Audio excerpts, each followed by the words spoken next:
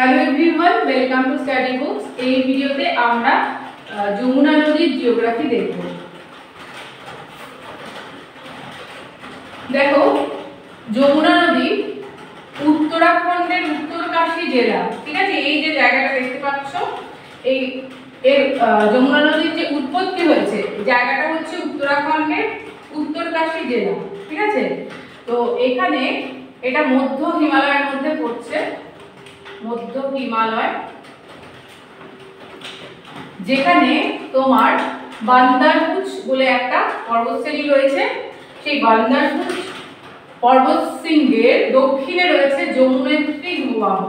এই যমুনেত্রী হিমবাহ থেকে যমুনা নদীর উৎপত্তি হয়েছে এবং এলাহাবাদের কাছে যেটাকে আমরা ত্রিবেণী সঙ্গম বলি, গঙ্গা যমুনা সরস্বতীর মিলনস্থল, এখানে এসে গঙ্গা নদীতে পড়েছে তোমার যমুনা নদী। যমুনা নদী আমরা গঙ্গা রিভার অলরেডি করে ফেলেছি। সেখানে আমরা জানি যে যমুনা নদী হচ্ছে গঙ্গা নদীর একটা ডান তীরের উপনদী। তো এই গেল আমাদের উৎস, আর কোথায় গিয়ে পড়ছে মোহনা। এবার আমরা যেটা দেখবো যে এই নদীটা তোমার এর যে ইম্পর্টেন্ট যে ট্রিবিউটারিগুলো আছে, যেগুলো পরীক্ষাতে মাঝে মাঝে দিয়ে দেয়।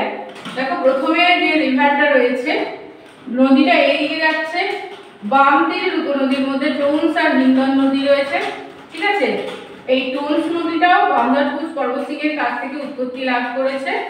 তারপরে আরেকটা রয়েছে রিভার হিন্দন নদী, ঠিক আছে? এই দুটো ইম্পর্টেন্ট নদী আছে, উপনদী আছে যমুনার, যেগুলো তোমার বাম তীরের উপনদী।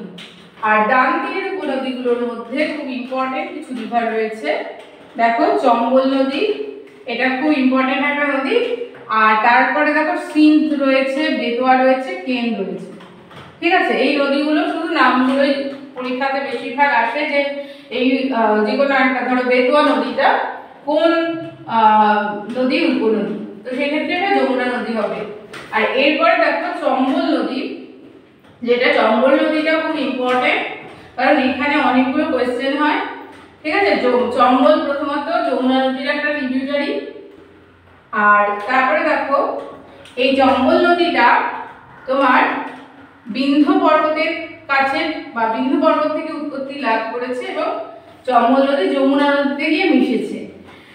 চম্বলের মধ্যে আরেকটা ইম্পর্টেন্ট থাকে যে কোন নদীর তীরে কোটা অবস্থিত, রাজস্থানের কোটা, ঠিক আছে?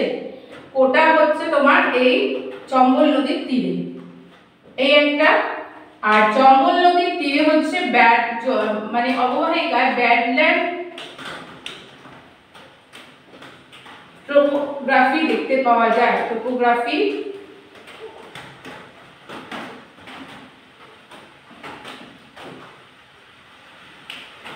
দেখতে পাওয়া যায়, ঠিক আছে? আচ্ছা, এবার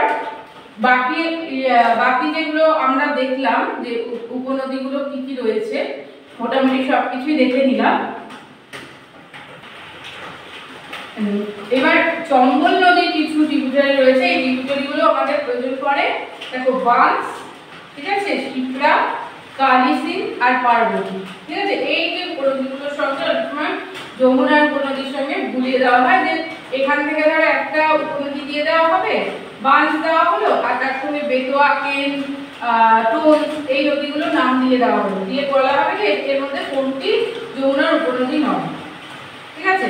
তো এইভাবে কোয়েশ্চেন আসতে পারে। চম্বলের এটা চম্বল নদীর ক্ষেত্রে আমি বললাম যে ব্যাডল্যান্ড টোপোগ্রাফি কি হয়। ব্যাডল্যান্ড টোপোগ্রাফি হচ্ছে গাড়ি ইরোশন হয় কোনো কোনো জায়গায়, মানে কিছু কিছু জায়গাতে বৃষ্টি হলে, আর সেই জায়গাগুলো কি হয় উঁচু নিচু,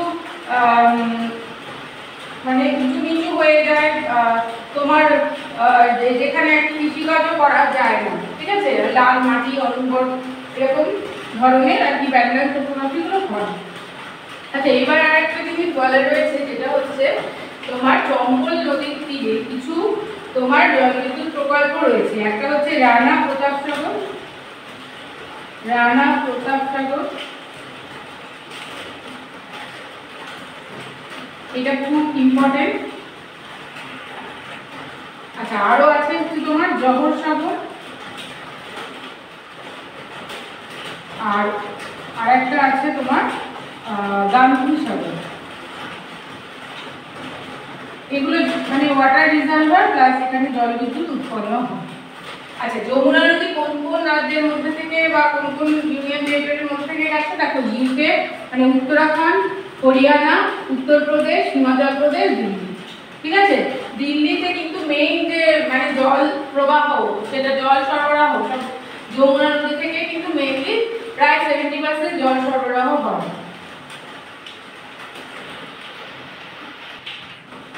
আচ্ছা, এবার দেখবো যে আমাদের যে গঙ্গা নদী আর যমুনা নদীর মাঝখানের যে দোয়াব অঞ্চল, ঠিক আছে, এই দোয়াব অঞ্চল হচ্ছে দেখো 69,000 স্কয়ার কিলোমিটার।